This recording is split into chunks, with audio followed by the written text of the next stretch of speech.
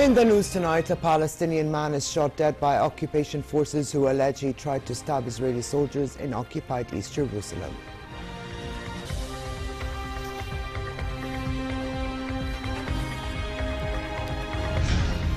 Iraqi forces say that anti-Daesh forces have control of the larger part of the eastern side of Mosul, as civilians continue to flee the fighting to a temporary settlement in Erbil. And United Nations disengagement observer forces return to their base in Qanitra, Syria, after being pulled out from their positions in 2014 due to security reasons. Good evening and welcome to a new edition of the news. Here are the details. Their Majesties King Abdullah and Queen Rania met in Sydney with Governor of New South Wales, David Hurley, and his spouse. The Governor and his wife hosted a luncheon in honour of their Majesties, attended also by their Royal Highnesses Prince Ali ibn al-Hussein and Prince Hashim ibn al-Hussein and the accompanying delegation. Earlier in the day, His Majesty attended a military exercise carried out by an army formation. Separately, Her Majesty Queen Rania visited the 4th Street Public School, a Club Kidpreneur, a Hero School, an honorary role awarded by the Club Kidpreneur Foundation for schools boasting an entrepreneurial and leadership culture and promoting enterprise education. Accompanied by the wife of New South Wales Prime Minister, Her Majesty toured the school, including a technology classroom and the Kidpreneur Market Day in the school courtyard. Queen Rania also engaged with students who shared their business stories and demonstrated what they had learned through the Club Kidpreneur program. Founded in 2010, Club Kidpreneur is a national non-profit social enterprise that aims to provide an entrepreneurial experience for children between the ages of 8 and 12. Its program helps children put an idea into commercial reality by guiding them to build a business and sell their products. The government of Prime Minister Hani al-Mulki won a vote of confidence following a week-long debate in the lower house. The voting process took place yesterday, immediately after Mulki delivered his response to the deputy's remarks that were made over the government policy statement. 84 of the House's members voted for the government, 40 voted against, 4 abstained, and 2 were absent.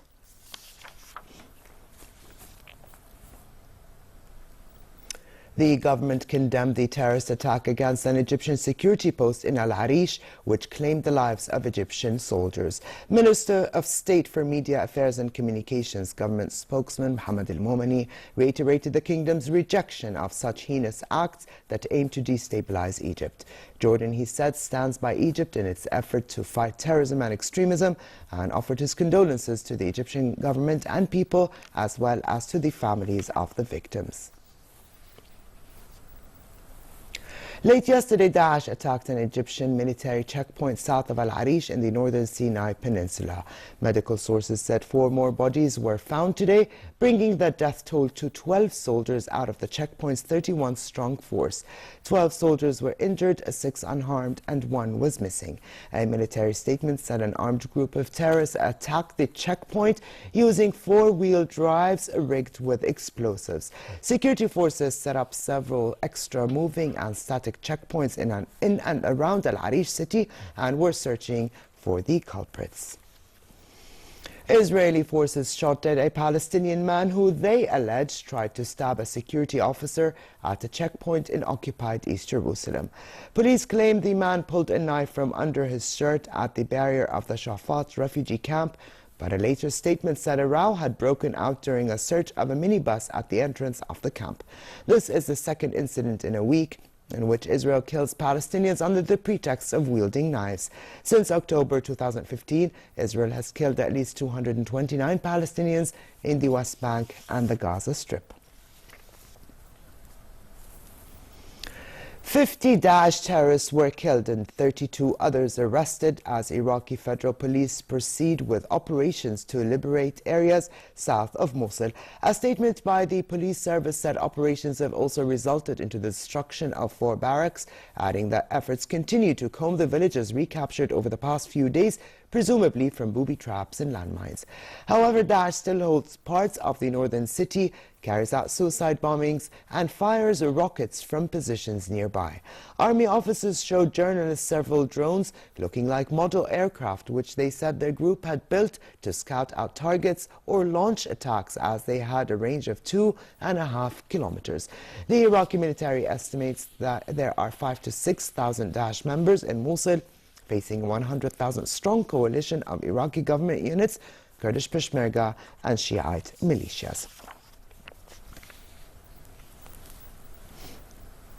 An Iraqi forces commander said that anti-Daesh forces had control of the larger part of the eastern side of Mosul. Speaking in the town of Bartala, 13 kilometers east of Mosul, he said the operation to take control of the city involved attacking from both the east and west. He added that assistance from Mosul residents has been a significant part of the operation, as they help provide with forces with information on Daesh's whereabouts, its movements and weapons. Kurdish and Shiite forces near Mosul have agreed to coordinate their operations in support of a US-backed offensive seeking to encircle and capture the terrorists' last major urban stronghold in Iraq. And as the fighting between Iraqi coalition forces and Daesh rages, civilians continue to flee from Mosul. The Iraqi government is taking the fleeing crowd to a temporary settlement in Erbil, north of Baghdad.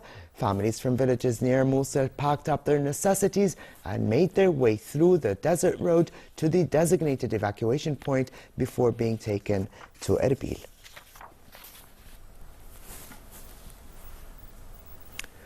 Over to Syria, where the Syrian army advanced in Aleppo with reports that the forces have captured large swathes of the largest rebel-held district in the northern city of Aleppo over the past 24 hours.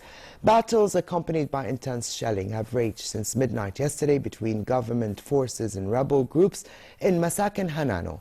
The Syrian Observatory for Human Rights said the Syrian forces captured over 60% of the neighborhood, the first area stormed by rebels in eastern Aleppo in mid-2012. Observers say capturing the Hanano area will expose the Sakhur neighborhood to the Syrian army, enabling it to isolate the northern part of the rebel-held areas in eastern Aleppo from the southern one. Meanwhile, and with winter setting in, shortages of food, medicine and fuel, coupled with intense airstrikes and artillery bombardment, are testing the limits of endurance among the population of Aleppo, estimated at 270,000.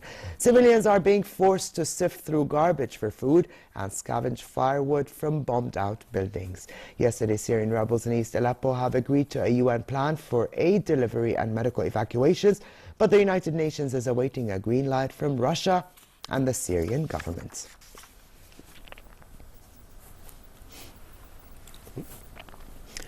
Part of the United Nations Disengagement Observer Forces, UNDOF, returned to their base next to Qneitra border crossing between Syria and the Israeli-controlled Golan Heights after pulling out from their positions due to deterioration of security in the region in 2014.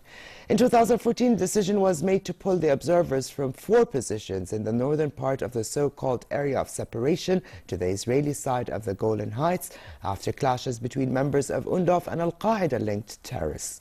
The observer forces monitor the area of separation with peacekeepers from various member countries with a mandate to supervise the ceasefire between Israel and Syria.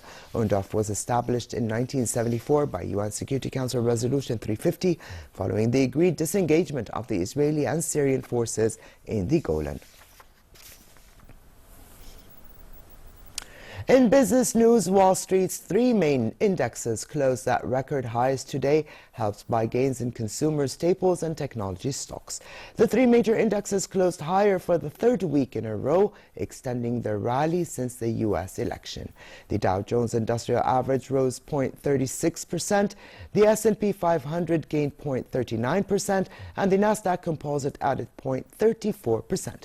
For the week, the Dow and the Nasdaq gained 1.5% and the S&P 500 gained 1.4%.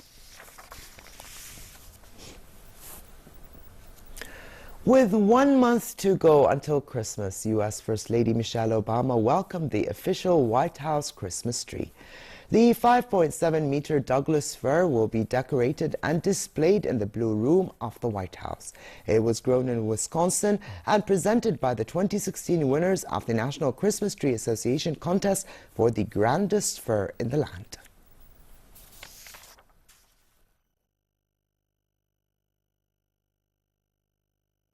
These are our replacement kids. This is what happens when you get teenagers. One's asleep. These two are up. This is what we got now. All right, good job, guys. Christmas begins. The holidays start. We're ready. Our last one. We're excited about it. Yes. And congratulations to our award winners here. Thank you. Thank you, guys. Thank you. All right, our work here is done. The Tivoli Ballet in Copenhagen is for the third time performing the Christmas ballet The Nutcracker, for which Denmark's Queen Margaret has designed the set and costumes. The Tivoli Ballet is presenting the classic Christmas story set in Copenhagen in the era of Hans Christian Andersen, the famous Danish author who wrote Ugly Duckling, Thumbelina, and The Little Mermaid, among other stories. The Nutcracker Ballet first performed in 2012, and since then, the Queen has tweaked and updated the set and costumes. Queen Margaret has also designed Nutcracker sculptures adorning the concert hall and on the Tivoli Lake.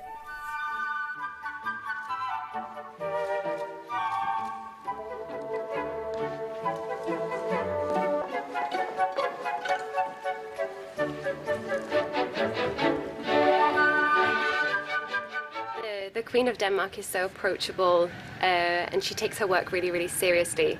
So it's always exciting to work with her, and she has such a passion for what she does when she's making costumes and designing the sets. She's not just the Queen of Denmark. She's really is a set designer, costume designer, really takes her work seriously. Actress Florence Henderson, best known as All-American mother Carol Brady in the 1970s sitcom The Brady Bunch, died at the age of 82 from heart failure. Henderson started in the groundbreaking television series about a woman with 3 daughters who married a widower with 3 sons, and the 8 of them became the Brady Bunch. Henderson first graced television screens in the 50s following a role in the musical Carousel in 1949 and other musical theater hits including South Pacific and the title role in Fanny. But it was the Brady Bunch among the first U.S. television shows to focus on a non-traditional family that made her a household name. The Brady Bunch first aired in 1969 and continued in one form or another right up to the 1990s. Gentlemen were tipping their hats, and it was just, you know, and they're all going like this. It was, to me, it's just the greatest thing. It's like coming home and everyone welcomes you.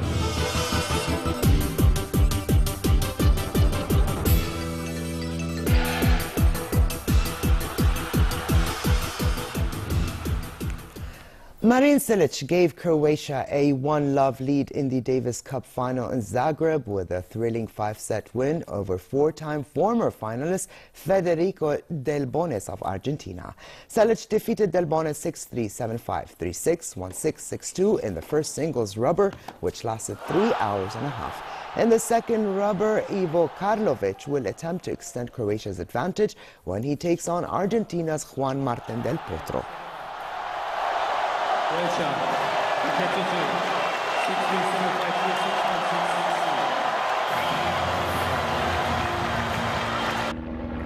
After winning an Olympic gold medal, scoring 5 goals in his first 6 Brazil appearances and signing for Manchester City, Gabriel Jesus is looking to cap an unforgettable year this weekend with a Brazilian league title.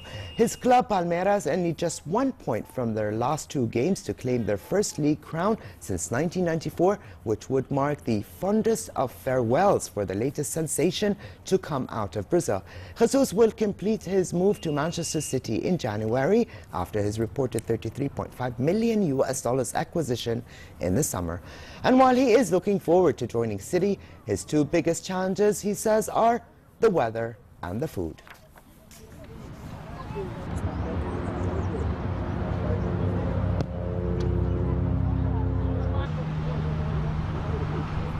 And speaking of weather, it remains very cold in most regions tonight, with temperatures dropping to -1 degree Celsius in Amman. Frost formation is also expected in the hilly areas, eastern plains and the Badia. Tomorrow it will continue to be cold in most parts of the kingdom, while pleasant in the Jordan Valley and the Dead Sea, with highs of 10 degrees expected in Amman. The Gulf of Aqaba should expect mild conditions with northerly moderate winds and choppy seas. Here now is a look at temperatures forecast for tonight and tomorrow.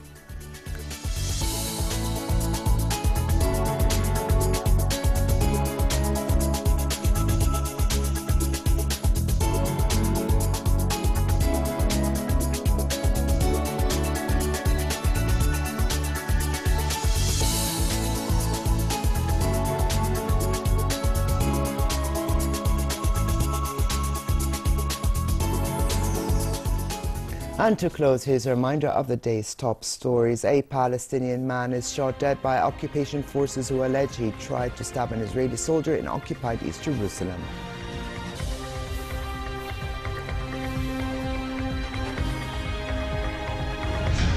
Iraqi forces say that anti-Daesh forces have control of the larger part of the eastern side of Mosul, as civilians continue to flee the fighting to a temporary settlement in Erbil. And United Nations disengagement observer forces returned to their base in Quneitra, Syria, after being pulled out from their positions in 2014 due to security reasons. And with this, we come to the end of this edition of the news. I'm Alia Tuqan. Thank you for joining us. Have a good night. I'll see you tomorrow. Stay warm.